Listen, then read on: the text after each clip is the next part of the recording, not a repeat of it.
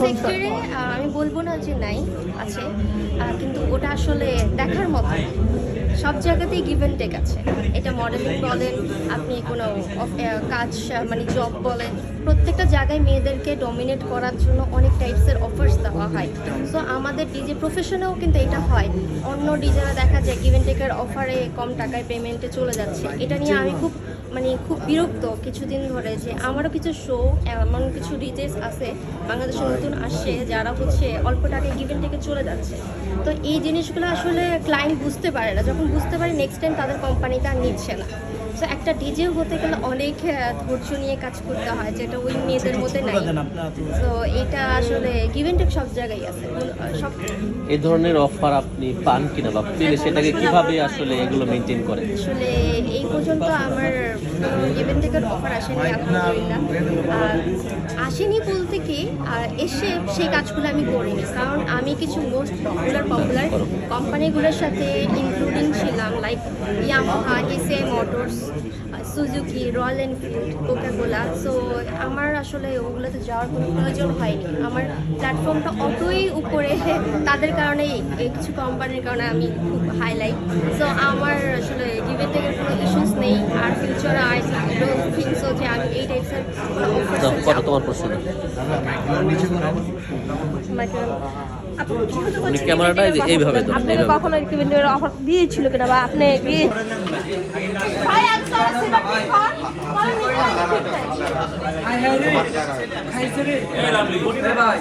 জি ভাইয়া আপনি কই গেছিলেন? তুমি সেরে দাও, বাসা থেকে নিয়ে দাও, তুমি সেরে দাও, তুমি যখন পরে নিবা তুমি সেরে দাও, তাইলে তুমি সরো, পরে নিলে তুমি সরে যাও, তুমি সরে যাও, পরে কাজ করতে পারবে, পরে নিলে তুমি সরো ভাই। আপু হ্যাঁ বাপে কাজ করতে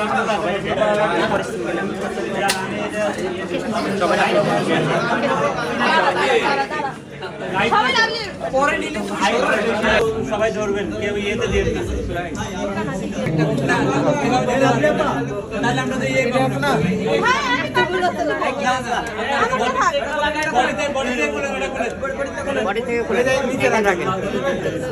হাতে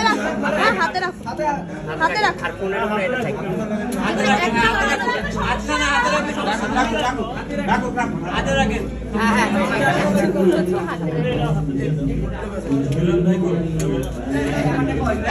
সবগুলো সাইডে মোবাইলটা দিব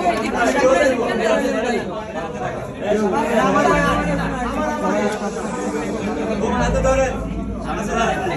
এইবারে যান শামীম ভাই, শামীম ভাই এইবারে যান, এইবারে আসেন।